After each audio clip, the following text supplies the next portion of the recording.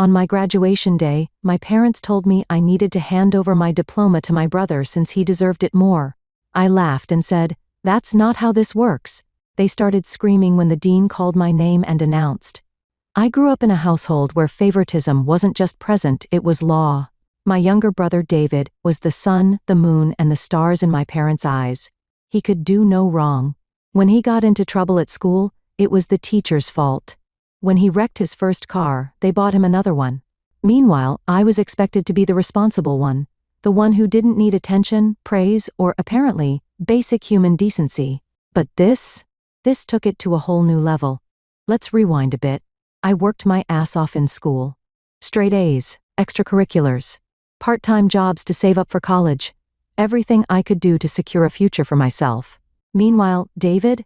He was failing half his classes, spending nights out partying, and generally being a walking disaster. Still, my parents worshipped him. I would hear them whispering about how he was so special, and how his potential just needed to be unlocked. Meanwhile, when I asked for help with tuition, I was told, "You're smart. You'll figure it out." Fine. I did. I got scholarships. I took on more work.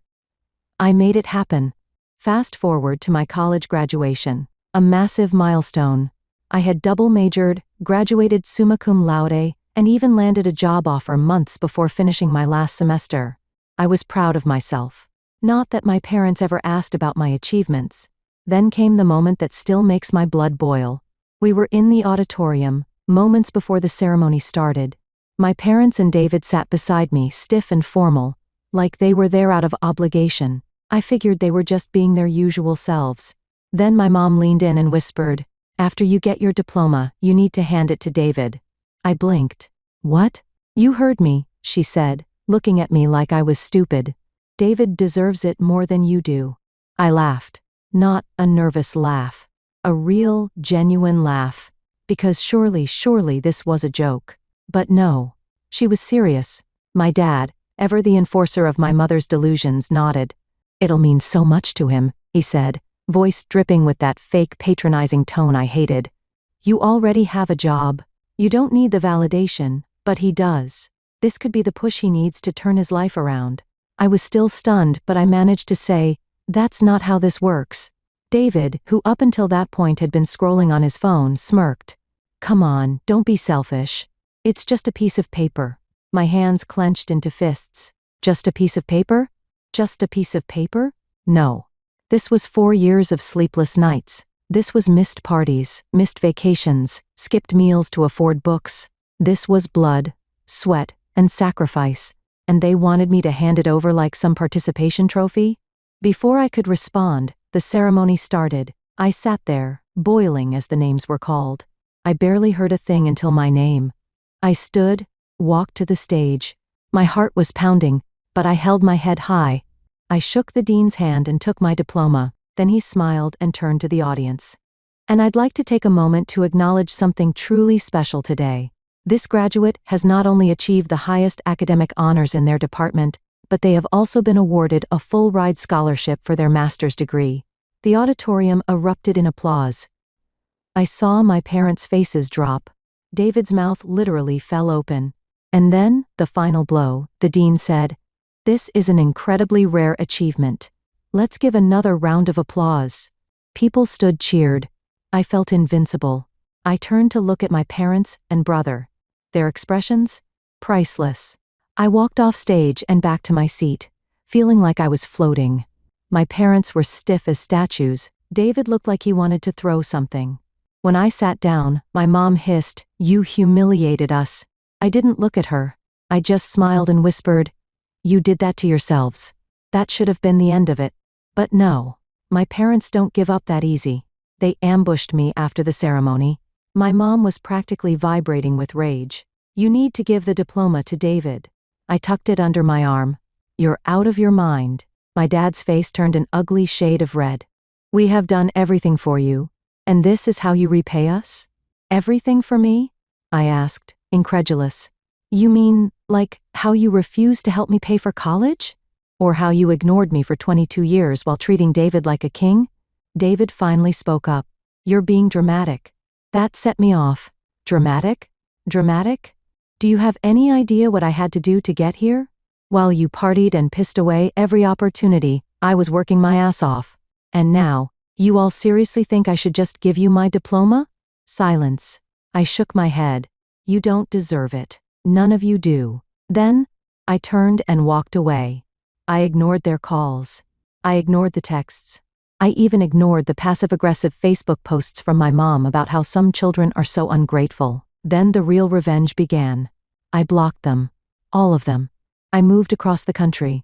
I legally changed my last name so they couldn't claim any of my future achievements. And the best part? I sent David a picture of my master's diploma when I got it. Along with a simple message, still just a piece of paper. For a while, my life was peaceful. I had cut my family off, moved across the country, and built a future for myself. No more manipulation, no more being treated like a second-class citizen in my own family. Then, out of nowhere, I got another email from my mom.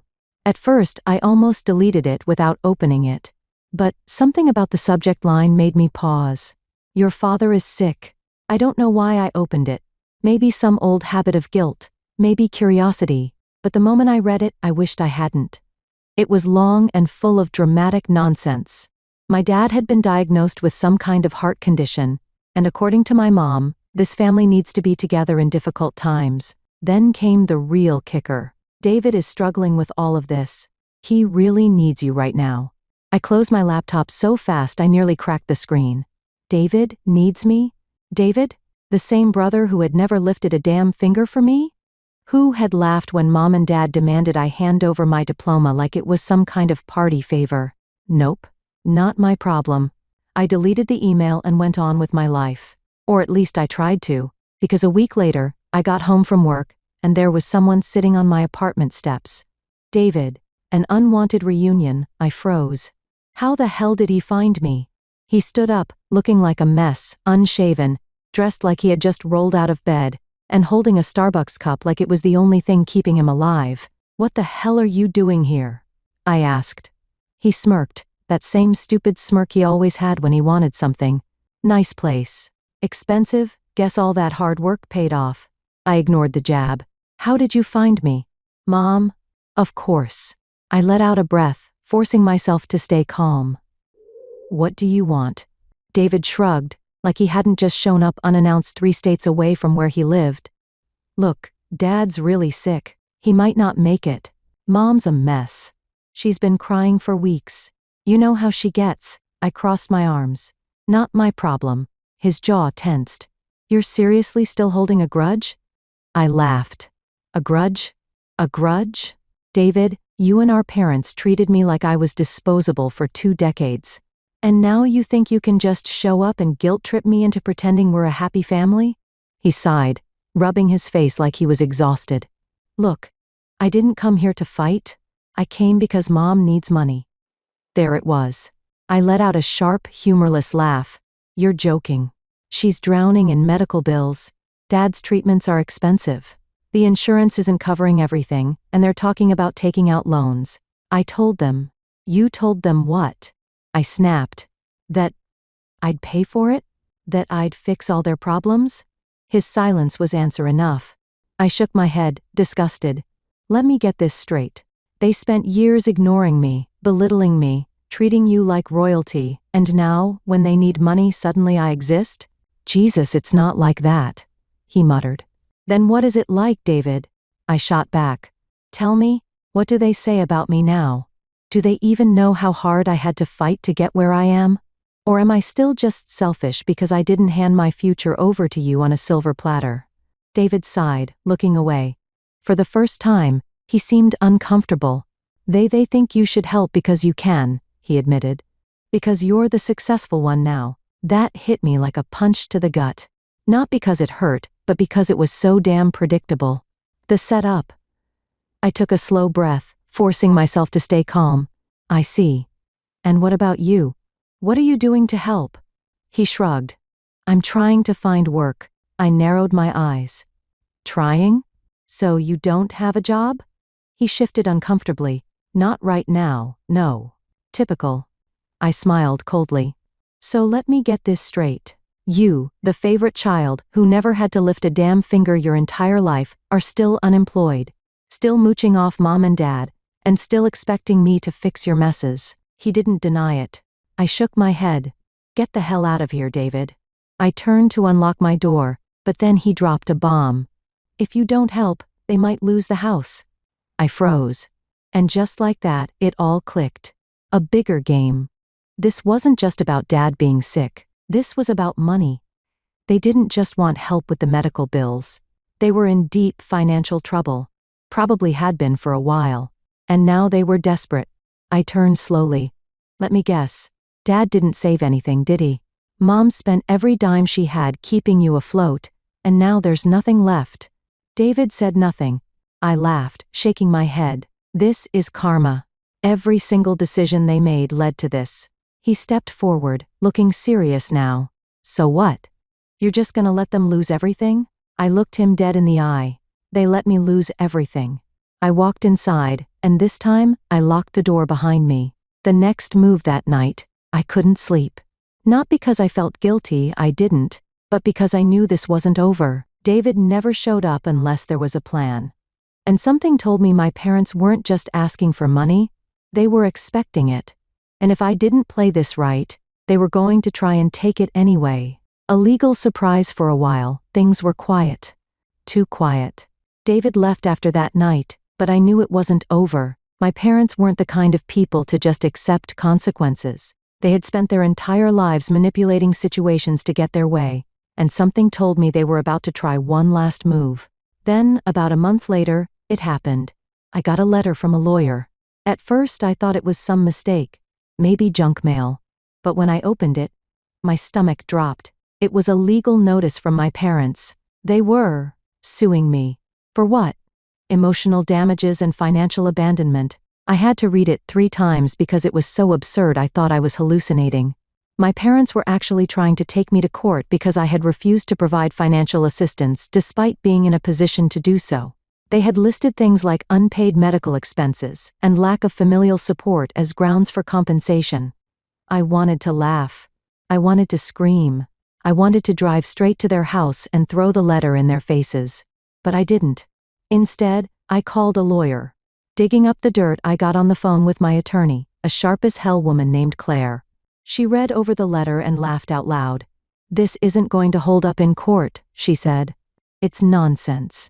You're not financially responsible for them just because you're their kid. So, what do?" I asked. "Well, we could just wait it out and let a judge dismiss it," she said. Or, she hesitated. I leaned forward. Or what? You could go on the offensive. I grinned. "Tell me more." Claire explained that if we really wanted to shut this down, we could dig into their financials. If they were deep in debt, lying on forms, or committing any kind of fraud, we could not only get the lawsuit dismissed, but possibly turn it back on them. I had never been one for revenge before. But, after everything they put me through, I was more than ready. A house built on lies. Claire started pulling records. And oh, it was a gold mine. Turns out, my parents had been living a financial lie for years. They had taken out multiple loans they never paid back. They had racked up credit card debt in the hundreds of thousands.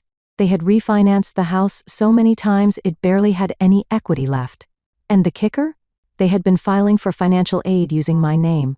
Claire found that they had used my social security number to try and take out a loan, one that had been denied because I had already secured my own student loans and scholarships. They were trying to steal my financial identity. I felt sick. David had said they were going to lose the house. Now, I understood why. It wasn't just about Dad's medical bills. It was because they had spent every single dollar they had like money would never run out. And now, they were desperate. Desperate enough to try and sue their own child. The setup, we built a case against them. Claire helped me file a counter lawsuit for fraud and identity theft. And just like that, my parents' stupid attempt to manipulate me backfired. They were about to lose way more than just their lawsuit. David's panic call. A few weeks later, David called. I let it go to voicemail. Then he texted me. "What the hell did you do?" I smirked. He called again. This time, I answered. "Did you seriously sue Mom and Dad?" he demanded. I leaned back in my chair. Yep, he was furious. "You're ruining everything," he yelled. "They're talking about bankruptcy. They might lose everything."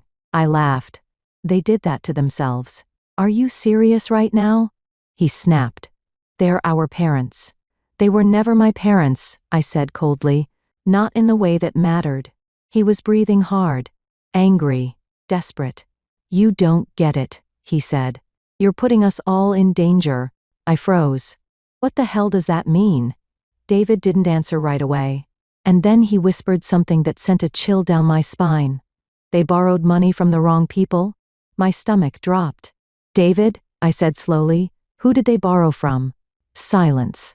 Then, quietly, "I think they're in with the wrong kind of people." I gripped the phone tighter. "You mean loan sharks?" "Not just loan sharks," he said. "Worse. People who don't care about the law." I stood up. This wasn't just about money anymore. This was about something bigger. And suddenly I realized I might have just started a war I wasn't ready for. The warning David's words echoed in my head. They borrowed money from the wrong people. I paced my apartment, my mind racing. I had assumed my parents were just financially irresponsible, not entangled with criminals. "David," I said, forcing my voice to stay calm, "who exactly did they borrow from?" More silence. Then, very quietly, he muttered a name. A name I recognized. Not because I had ever met the guy, but because I had seen it on the news. A man linked to fraud schemes, extortion, and unofficial debt collection that had turned violent. My parents, in their infinite wisdom, had apparently taken out loans from an actual criminal. And now, they were on the hook for money they couldn't pay back. The homecoming I didn't want to go back. But I also couldn't ignore the feeling in my gut telling me this was going to spiral out of control. So I booked a flight. When I landed, I went straight to my parents' house. The place looked worse than I remembered. The once pristine lawn was overgrown. The driveway had cracks in it. The mailbox was missing. And when I knocked on the door, it took a full minute before my mom opened it. She looked terrible. Bags under her eyes, hair unbrushed, clothes wrinkled. For a moment, she just stared at me, stunned. Then, instead of a greeting, she snapped, "Why are you here?" Not, "Hello," not, "We missed you," not even a fake performative hug, just hostility. I stepped inside without asking.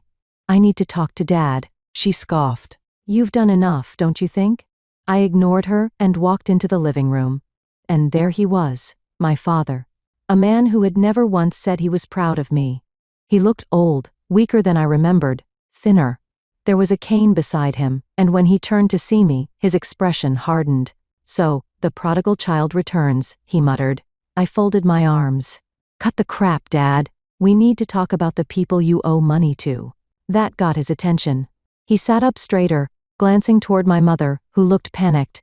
"There's nothing to talk about," he said. I laughed. "Oh, really?" Because David seemed to think there was at the mention of his name, my mom flinched. David was here. And suddenly, I realized something. They were afraid. Not of me. Of him.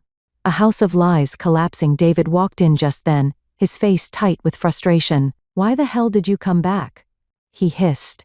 "To fix the mess you all made," I shot back. "Tell me the truth. How much do they owe?" David's eyes darted toward my father, then my mother. Nobody spoke. And that's when it clicked. David owed the money. Not just my parents. Him. I turned to my mom. "Did you lie to me?" She swallowed hard. Looked away. David rubbed his face and muttered, "You wouldn't understand." I snapped. "I wouldn't understand? I broke my back to build a life because none of you ever supported me. Meanwhile, you partied, failed out of school, and somehow managed to get so deep in debt you turned to a goddamn criminal for help?" David looked furious. "It wasn't like that. Then what was it like?" I demanded. "Because from where I'm standing, you are the same selfish asshole you've always been, expecting me to clean up after you." Then, something inside me cracked. I turned to my parents, shaking with rage. "All those years, you told me I had to be the responsible one. That I had to work harder because David needed more support. But the truth is, you raised a spoiled, entitled brat who never had to face a single consequence in his life. And now look where that got you." My father stood up, using the cane to keep himself steady. His face was red, furious. "We did everything for you," he shouted. I laughed, cold and bitter. "Everything? You treated me like I was nothing. You pushed me aside so you could spoil him. And now? Now you need me?" My mother was crying now. Real tears, not guilt. Desperation. "You have the money," she whispered. "You could help." I felt like I had been punched in the gut. Even now, after everything, she didn't see me as a person, just a resource. My fists clenched. I would never be free unless I walked away. So I did. I turned, walked to the door, opened it, and right before I left, I looked back. "This was your choice," I said. "Not mine." Then I stepped outside, and for the first time in my life, I felt free. Subscribe my channel if you enjoy this story.